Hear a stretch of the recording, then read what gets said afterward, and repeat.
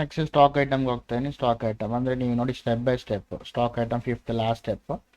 So ಇದರಲ್ಲಿ ನಾನು gate ವೆಫ್ಟಲ್ಲಿ ಕ್ರಿಯೇಟ್ಗೆ ಹೋಗ್ತೀನಿ. ಕ್ರಿಯೇಟ್ಗೆ ಹೋಗ್ಬಿಟ್ಟು ಸ್ಟಾಕ್ ಐಟಮ್ ಅಂತ ಇದೆಯಲ್ಲ ಅದ್ರ ಮೇಲೆ ಎಂಟರ್ ಕೊಡ್ತೀನಿ. ಸೊ ಇಲ್ಲಿ ನೇಮ್ ಅಂತ ಕೇಳ್ತಿದೆ. ನಾವು ಈಗಾಗಲೇ ಹಿಂದಿನ ರೀಲ್ಸಲ್ಲಿ ಆಲ್ರೆಡಿ ನಾವು ಸೇವ್ ಮಾಡಿದ್ವಿ ಕೆಲವೊಂದನ್ನು. ಸೊ ಇವಾಗ ಒಂದು ಮೊಬೈಲ್ ಆಫೀಸ್ ಅಂದ್ಕೊಳ್ಳಿ, ಸ್ಯಾಮ್ಸಂಗ್ S24 ಅಲ್ಟ್ರಾ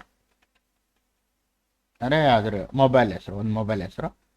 ಸೊ ಅದನ್ನು ಎಂಟರ್ ಅಂತ ಕೊಡ್ತೀನಿ. ಅಂಡರ್ ಅಂತ ಬರುತ್ತೆ. ಅಂಡರ್ ಎದಕ್ಕೆ ಸೇರುತ್ತೆ? Electronics and gadgets. ನಾನು ಇದನ್ನು ಕ್ರಿಯೇಟ್ ಮಾಡಿದ್ದೆ, ಗ್ಯಾಪ್ನ ಇದೆಯಾ?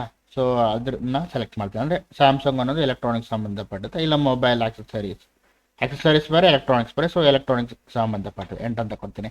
ಆಮೇಲೆ ನೆಕ್ಸ್ಟ್ ಯೂನಿಟ್ಸ್ ಕೇಳಿದೆ. ಯೂನಿಟ್ಸಲ್ಲಿ ನಾನು ಆಮೇಲೆ KG ಕ್ರಿಯೇಟ್ ಮಾಡಿದ್ದೆ, ಗ್ಯಾಪ್ನ ಇದೆ KGs ಅಂತ. ಸೊ ಅದಕ್ಕಿಂತ ಮುಂಚೆ ನಾನು ಬಾಕ್ಸ್ ಎಲ್ಲ ಕ್ರಿಯೇಟ್ ಮಾಡಿದ್ದೆ. ಸೊ ಯೂನಿಟ್ಸ್ ಏನು ಕ್ರಿಯೇಟ್ ಮಾಡ್ತಂದ್ರೆ ಇವಾಗ ನಿಮ್ಗೆ ಗೊತ್ತಾಯಿತು. ಸೊ ನಾನು ಬಾಕ್ಸು ಕ್ರಿಯೇಟ್ ಮಾಡಿರ್ತೀನಿ. ಸೊ ಬಾಕ್ಸ್ ಅಂತ ಇಲ್ಲಿ ಬರುತ್ತೆ. ಸೊ ಮೊಬೈಲ್ನ ನಾವು ಬಾಕ್ಸಸ್ಸಲ್ಲಿ ಇದು ಮಾಡ್ತೀವಿ, ಎಂಟರ್ ಅಂತ ಕೊಡ್ತೀನಿ. ಸೊ ಈ ರೀತಿ ಎಲ್ಲ ಬರುತ್ತೆ. ಸೊ ಪ್ರತಿಯೊಂದಕ್ಕೂ ಈ ಥರ ಎಂಟರ್ ಅಂತ ಕೊಟ್ಕೊಂಬರ್ತೀರಾ. ಕೊಟ್ಕೊಂಬಂದ್ಮೇಲೆ ಕ್ವಾಂಟಿಟಿ, ಎಷ್ಟು ಕ್ವಾಂಟಿಟಿ ಇದೆ ನಿಮ್ಮ ಹತ್ರ? ನಿಮ್ಮ ಗೋಡನಲ್ಲಿ ಒಂದು 15 ಕ್ವಾಂಟಿಟಿ ಇದೆ ಅಂದ್ಕೊಳ್ಳಿ.